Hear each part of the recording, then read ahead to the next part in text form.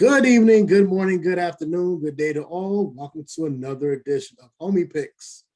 Ben has the week off. He's on his bye week, unlike his Colts. But Lou, is me and you also were the stud of the week. I'm trying a new segment here: the stud of the week and the dud of the week. I would be the dud of the week. I had the worst picks. You had the best ones. So congrats to you, Lou. Thank you. As we try to spice things up around this show, I'm going to figure out what the stud of the week perks are. Maybe he has a special game he wants to pick. We're figuring this one out as time goes on. I also want to open it up to maybe polling and have people pick a game that they want to see us cover. Get some fan experience stuff going on here. Get the people engaged into this. But we're going to talk about things as time goes on. We're going to work those kinks out. But until then, how was your week, sir? Pretty good. Can't complain, man. Can't complain. Awesome. Banking life sucks. As people watching this, shout out to Veterans Day. Thank y'all for your service and the day off on the banking world. Absolutely. At least you get one day to claim during the weekday. That's not easy in your field of expertise. But what is in your expertise, especially as the last week, where you're picking skills. So let's see how we do this week. And we're going to start off with the first one, Saints at Titans. The Titans are the 2.5-point favorite. Minus 152. Saints are plus 128. Since you were actually, this is going to be the first perk of being the number one for last week. You're going to go last on this one. So, as for me, how do I see this going? That's tough. You know what? The Titans played a hell of a game against the Rams, and I think people are going to start thinking of them as a world-beating team. They did. I mean, they've had some. I would say this: the Titans need some respect in their name. They did beat Buffalo.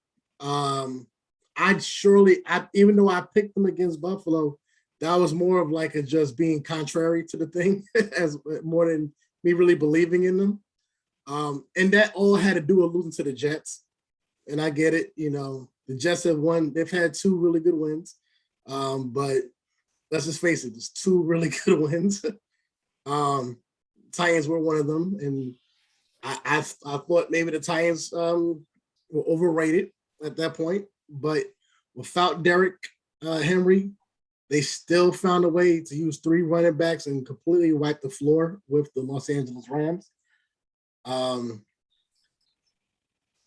The Saints are hanging around. They have no more. There's no Jameis. I know he's out. Do I trust Kamara to really hold up against this defense? Not necessarily. So I'm going to go Tennessee on this one. Something telling me New Orleans may make it close. Sean Payton is a hell of a coach. He always makes great adjustments. Has really good game plans, but I'm somehow, some way seeing Tennessee squeak this one out. How do you see it? Yeah, same, but for different reasons. I think the Saints blew an opportunity to take a hold of the division last week with that loss against the Falcons. Kamara's nursing a knee injury, so I don't think if he does play, he'll be 100%. And I think coming off a hard loss like that, I don't see the Saints bouncing back. I think Tennessee is working with a good group of guys down there. Ryan Tannehill has been nothing but exemplary since he's gotten over there. Adrian Peterson is like bathing in the fountain of youth. Like he scored a touchdown last week, which is crazy. Craziest stat I've seen is Adrian Peterson played with two guys that both their sons are in the league now. Crazy. Damn. That's crazy. So yeah, I see this one being a shootout. I really do see it being a shootout. I see Tennessee running away with it at the end. Yeah, that's a phenomenal stat, actually. It's funny because as we think about it, as I think about it for basketball, you know, Carmelo Anthony, you know, he played with Kenyon Martin, and now he plays with now he played against his son. Yeah. Um, I think it was Andre Winfield, and if I'm right, Patrick Surtain. Adrian Peterson played against both of them. Now he played both against his son. That's crazy. And then, you know, for us, just watching basketball growing up, you seen Gary Payton play. Right. And that was what he retired in 2001 after the Lakers won. After the Lakers, yeah. And then we see his son now play. So imagine you actually playing the game like a Carmelo or like a Adrian Peterson, and then you play against his son. Right. That's mind blowing, bro. Like at that point, I was saying one, like Danny Glover and Lethal Weapon, I'm getting too old for this shit, or I've been here. Danny Glover was 41 when he said that shit in that movie. Just put that shit in perspective. But moving on to the next one, we got Vikings at Chargers. Chargers are a 3-point favorite, -168, plus 142 for Minnesota. Minnesota had a heartbreaking loss last week against a certain team that I happen to like. Against a quarterback they thought they had figured out. But 3-point favorite, win or lose, who do you think is going to win this one? I got the Chargers taking this one. I just think Justin Herbert's too good. And you know, there's that level of quarterback. There's Kirk Cousin and then everyone below him, and then there's Kirk Cousin and everyone above him. Like he doesn't fall in between any good. Like he's that median. So I definitely see Justin Herbert way above Kirk Cousins. You know, no disrespect, but speaking honestly, yeah, I see the Chargers taking this one. Too much Justin Herbert, too much Keenan Allen. Austin Eckler is probably one of the most underrated running backs in the league. He blocks, catches, runs. You know, he's a jack of all trades. So, you know, Minnesota thought they had, you know, Lamar Jackson contained, and he just went off. I think Justin Herbert is too good in the pocket, especially with the deep ball. So I'm taking Justin Herbert and the Chargers on this one. Yeah. What gives me pause about Justin Herbert is he, right after that Cleveland game, he regressed for a couple of games. That was a real slump-like performance he put in back-to-back weeks afterwards. I think the mojo came back. And at this point, you know, Minnesota's had some of the most heartbreaking losses, I think, of the year. Minnesota's had wins in their hands, right, and against Arizona, against Baltimore, and it just the rug is pulled up right under them. That's probably one of the most unluckiest teams of the year. As much as I love Dalvin Cook and Thielen in Minnesota, it's always going to come down to Kirk Cousins. I think with a better quarterback, you put enough, and the defense is solid enough. Right. The defense is good enough, but I think you put a better, like the still an old Jay-Z line, you put them out on a better bench. You know, if you put a better quarterback on that better team, I think Minnesota probably would have made it run against Green Bay for the division, but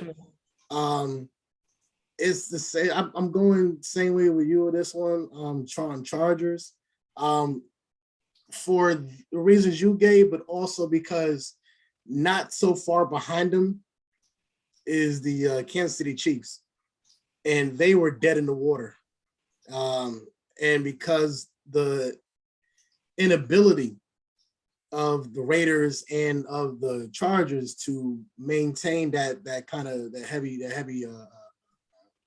speed, the Chiefs have caught back up, and that's kind of been a sad thing. So I think it's this: if LA wants to stay in the fight, I think they're gonna have to win this one. They have to fight to get this win out. Now to our third one. We're going to Green Bay for this one, but they're going against Seattle. Woo. And it's not just any Seattle team that has a backup quarterback, unlike the Green Bay Packers. Well, maybe not. But Russell Wilson is supposed to be coming back. The man said, fuck time. I am ready. I am going to play. I'm doing this. And it's a good enough time to start his man too, because on the opposite side of the field, Mr. There's so many adjectives to use for Aaron Rodgers at this point. One name in particular that I like, and I may stick with that name. Throw Rogan. Wow. So Throw Rogan is supposed to be coming back. He's eligible to come off the COVID list on Saturday. He says he feels good enough to play. And honestly, looking at Green Bay last week against Kansas City, that may be your best bet. COVID line or not, he may be your best bet to actually win this game, especially against a Russell Wilson led team. Even though he's had like a few weeks off, I still think it's the same old Wilson. We all know who he is. I think Green Bay might have had a better chance if it was backup or first backup, because Jordan Love didn't do too much against Kansas City, and I think that was a missed opportunity. The Chiefs defense is not that good. So don't anybody think that because they only scored 7 points, that means the Chiefs defense is awesome. No, it's because Jordan Love is really just showing he is a first-time starter. Maybe he may get better, but I don't think he's going to get the opportunity. I think Aaron comes back. I think the Rodgers to Devontae Adams connection is going to come back in motion. But hell, even with that, 7-2 in the division. I mean, in the conference, I can see him going 7-3. I think Russell Wilson comes back, and I think he has a hell of a game. I think Seattle pulls this one out late. What you thinking? I would love to go Seattle on this, but they're at Green Bay, and that's a tough place to play, especially going to November, December, January. It's a tough place to play. I think Aaron, as much as I want to see Russell Wilson succeed, I don't think this is the best game for him to come back. Outside game, cold weather, coming off an injury, that ball is going to be hard as hell, especially for his gripping with his non-throwing hand. I'm taking the Packers on this one. I think Aaron's going to come out and make a statement, RELAX. Everyone just relax. Like, he got this. So yeah, this is going to be a relaxed statement game. I see it being close, but I definitely see Green Bay winning it. Yeah, Green Bay is a 3.5-point favorite. Negative 184. Seattle is a plus 154. I'm at the time to record this. Yeah, I mean, I can see it go that way also. God forbid Jordan Love is the quarterback. It's really going to be an ass whooping. But on to the fourth game, the Kansas City Chiefs. Sorry, since you're wearing the hoodie, the team that your team should have beat is going against the team that you did beat the following week. On the following week. Chiefs are at the Raiders. Chiefs, of course, now, because they kind of caught lucky over the past couple of weeks, are the favorite. 2.5-point favorites, minus 146. Raiders are a plus 124. We're going to go more into the issues, more of the off-field issues with the Raiders after our final like 4 game. shows just talking about the Raiders off-season issues. I feel like they're gonna be a damn reality TV show at this point.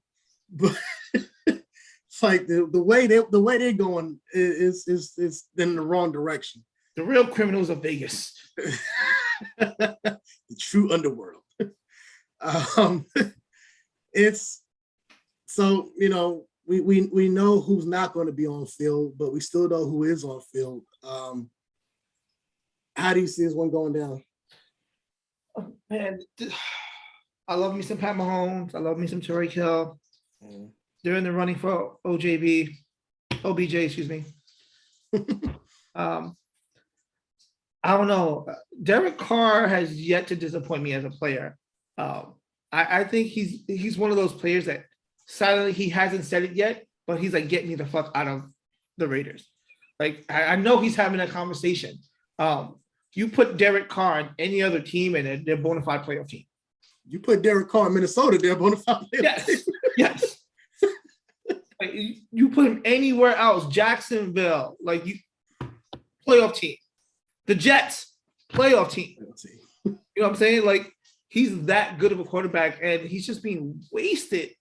Pittsburgh, playoff team. And you know, and going back to our last game, he's the anti Aaron Rodgers. He shut up, shows up, defends his players, goes about his business.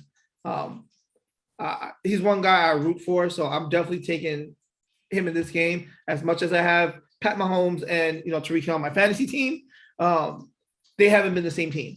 Pat Mahomes looking like a shell of himself, and a big Sunday night game, I think Derek Carr goes out on that carpet, you know, and says, I'm here to stay. Like, I'm in this division to ball out. So I'm going with Carr in this one. And the Raiders. The Raiders. Yeah, you know, you got to remember one thing. Darren Waller is still playing. So, and that man is a man amongst boys in most matchups. The Chiefs have not shown me anything this year. And now we have 10 weeks of game footage to prove it. They have not shown me anything to say that they got better on defense. And I don't want to hear anybody talking about, oh, they held Green Bay to 7. Again, like I said in the last game, it was Jordan freaking Love. Right. All right. Like, all because Aaron Rodgers did phenomenal in his first game as a starter does not mean everybody does that. All right. Trevor Lawrence didn't have the greatest first game. And hell, Jordan Love is sat there watching somebody play. Oh, it's week 10 and Trevor Lawrence is finally figuring it out. Like, thank you. Week 9. Thank you. Jordan Love and Trevor Lawrence was opening day starter, or damn near the opening day starter. Like, Jordan Love has been watching Aaron Rodgers he's been watching Aaron Rodgers play football for the last 2.5 seasons. Like, come on. Yeah, exactly. Come on. Sitting there. So, and all because Brady might have did some things, don't mean you damn well know everybody's Brady. So I don't want to hear it. All right. He held Jordan Love to 7 points. He didn't hold Green Bay Packers to 7 points. I don't see him holding Derek Carr or anybody holding Derek Carr to 7 points this week. I think that loss against the Giants, we did see, and this is the thing that does bother me with Derek Carr, is when he gets unmotivated, you see it in his face. And I think that goes to your point about just get me the hell out of here. Because there were moments in that game when Derek Carr did not look like he cared a single moment. Even when they were like, when he threw that pick and when he got sacked, it was more of like, well, this next week. Like, there was no emotion to it. And maybe that's how he goes about this one. I think being back home, I think going against a division rival, especially since the division rival is right on their heels, I am thinking that the Raiders do hold this one down. They've been pretty good at home as well. Well, on the field, they've been good at home. So I'm going Raiders as well for this one as well. Same as you. And on for the last one, the division rivals, Monday Night Football. Everything just seems so amplified for this, right? You just had the AFC West for Sunday Night Football, and they got the NFC West for Monday Night Football. It's amazing, isn't it? But unfortunately, one team is underperforming, the other one is performing just right. Yeah. We got the LA Rams versus the San Francisco 49ers. Rams are a 4-point favorite, minus 194. Niners are a plus 162. Honestly, I think those are phenomenal odds for the Niners. Being that we're picking wins losses, I will have to state my things upon that. But in terms of the spread, I think that's a phenomenal spread for San Francisco.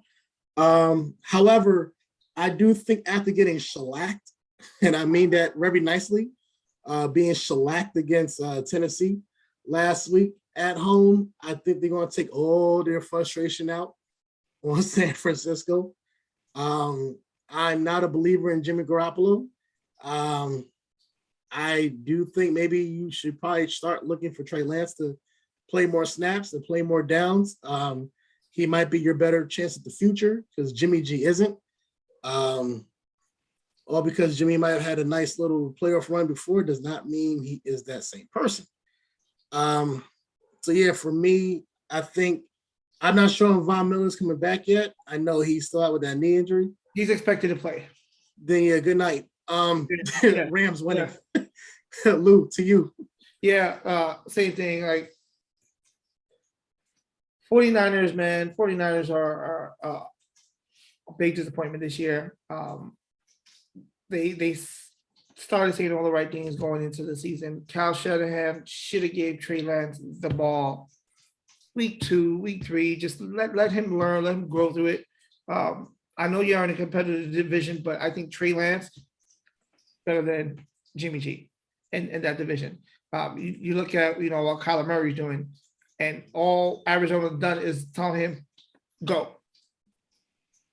His coach missed the game, and he pretty much called 90% of the plays on the field, and they smacked the opponent that week. So San Francisco really needs to loosen the reins a little bit. I think Jimmy G should have been traded. You could have traded him, to the Jets. Maybe stolen that pick back from Seattle that the Jets have, and let Jimmy G go and let Trey Lance grow. The Rams are stacked on all 3 levels of defense. Matt Stafford needs to bounce back from last week's game because that was terrible. Interception right after a turnover the play before. He needs to figure it out. This is the time to strike and put their foot on this division. You got Seattle getting, Russell Wilson back. If they started going on a run, the last 6 weeks, it's going to be a problem for them. So this is a game that you need to step on, the Niners' throat, put them out of their misery, and own this division. So I'm definitely going Rams on this one, especially on Monday night. Yeah, it's going to be a tough one. And it sucks me. I think I have to look back into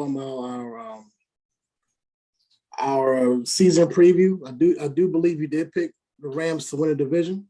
I picked the 49ers to win a division.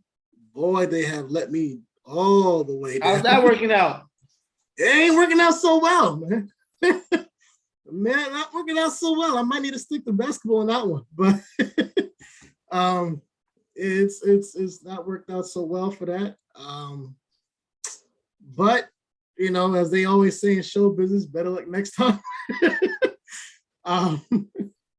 But however, there may not be a next time for certain other people, such as Damon Arnett, cornerback for the Las Vegas Raiders. Again, as we alluded to earlier, Raiders, the Raiders seem to be making more headlines off the field than on the field. Sure enough, they definitely have records. Get my pun? Outside of this, and it's real sad. This guy, if I'm not mistaken, wasn't he also drafted with Ruggs? Yeah, so the Raiders have lost both their 2020 first round picks in a matter of 2 weeks. In a matter of 2 weeks. I mean, the Raiders, that insurance commercial where it shows you not to be like your parents? Progressive? Yeah, they need that guy to come in and show the Raiders how not to do the things they do. Yeah, Have a class. yeah. Have a How seminar. not to be young and dumb. Right. How not to be young and dumb, You know, especially and in I throw a lot of it back on the players that are not in the league anymore, because you guys got to sit these guys down, like have a instead of running off to ESPN and want to be on TV all the time. Go back to your old team, sit down with the rooks. Like, listen, this is how you do it. Like, this is what you do year one. This is what you do year two. Like, come on, not to call they have a hotline for drivers 24/7. yeah, Every team. yeah. You pull out a Yeah. card, call a number, the driver picks you up. No questions asked. You have resources, I mean, granted, they're two different situations. Still, they're both young and extremely dumb. This Damon Arnett person, videos with death threats, brandishing firearm, and look, as somebody who, if anybody watches, they all know me. If you know me, you know I'm a big time supporter of the Second Amendment. I'm always a gun advocate, and these guys have shown you how not to be an advocate, right? For firearms. Because honestly, I think when it comes to that, and there's a word music dance episode link for that as well, where I've talked about safety, actually gun training and so forth. These guys have this mythical shit, and I don't know their background with it, but I guarantee you they come from this mythical video watching thing of land of GTA, apparently. Yeah, you playing GTA or you watch a music video, and you have these ideas of how you talk with with guns and shit like that, and it's for play. This shit is real life. Understand fictional versus non-fictional shit. You can't be on video brandishing guns with death threats. I don't care if you mean it or you don't mean it. You can't do that. You can't go 156 miles per hour in a Corvette while being drunk and have a gun. You and just in the can't residential area. Not even on the highway. Yeah, you can't. There's just certain things you just do not do. And the Raiders are finding ways to do things you just do not do. Between Gruden, between Ruggs, between Arnett, it's just been one shit show after another. I would hope any of the OGs on the team talk to these young cats. That's not Marshawn. It's not Marshawn Lynch's Raiders, because he was Oakland, but still maybe he can reach out. Like he's from the hood, he can talk to these young cats. I think they will listen to him and respect him. But I really think whatever is going down in terms of like their orientations or their OGs, they're not doing. You can't be around somebody 24/7. I know that. You have your own family, you have your own life. Just the sense of entitlement that they have. Exactly that point. There's so much entitlement, and you don't understand how valuable that shit is and how quick that can go. Like, everybody want to talk about how Ray Lewis, was him and his entourage, or if you're Phil Jackson, his posse, killed that man, and everybody put all the blame on Ray and so forth. Yeah, I put blame on Ray. I might not think Ray's a shooter, but damn sure one of his teammates, one of the people in his camp were. Right. And you're putting yourself in a position to lose everything. And now, granted, he fought his legal battles and came back and did whatever. Try to do as much PR service as he could to give back to the world, understanding how quick that shit could have went. I think the same thing has happened with these guys too. You need any vets. I don't care for what team or any team. Talk to these young guys. Hopefully y'all watching this, you understand that. But somebody need to talk to these young kids, because these kids are just coming up. And I don't know their backgrounds and shit like that, but honestly, somebody need to talk to them, because they're wilding out. And two on the same team, it's just like, what the fuck? Right.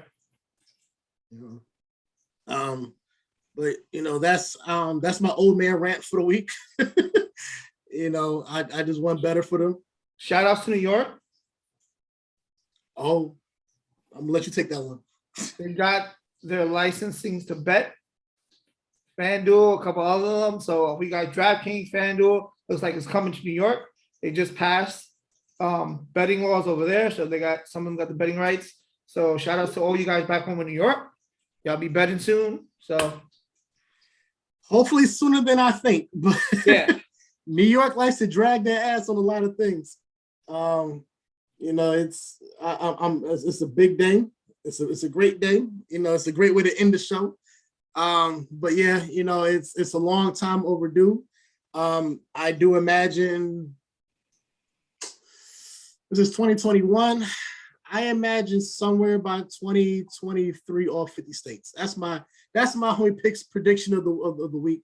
I think by 2023, all 50 states go live with that. I see it. Because it's kind of like how prohibition happened. You know, it's like people thought this shit was bad for everything, and then they realized it's not so bad. So, right. You know, especially the way the nuances of life it is now, I think it's definitely a good look. It's definitely a great look for New York, and of course, every state wants to make money. This is the way to make money. But yeah, man. Hopefully, I mean, we've only had I think one or two teams that we didn't go for this week. So somebody's gonna have to be right. Somebody's gonna be wrong. Maybe it's me, maybe it's you, maybe it's y'all out there. I don't know. Tonight we do have the Ravens going against the Dolphins.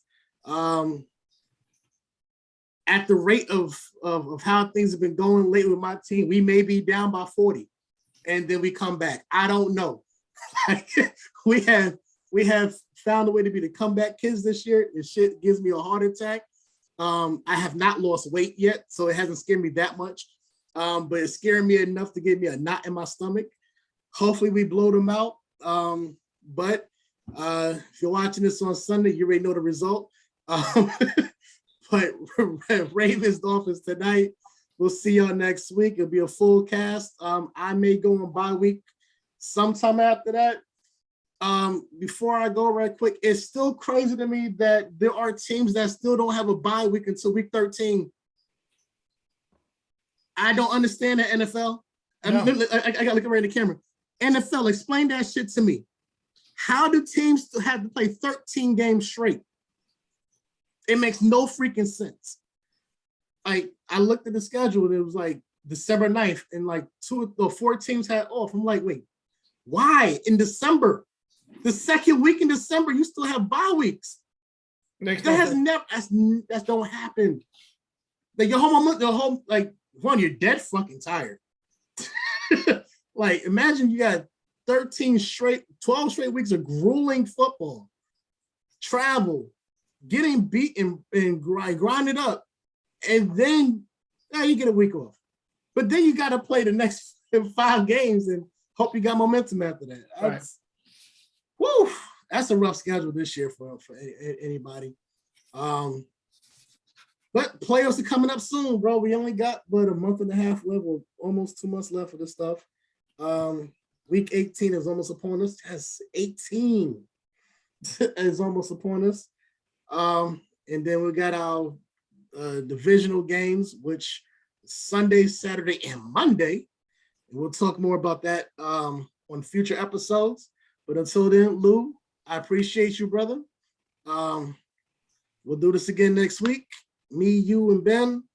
And until then, like, subscribe, share, comment, show your friends, show your mama, show your daddy, everybody. We'll see you next week. Peace. Deuces.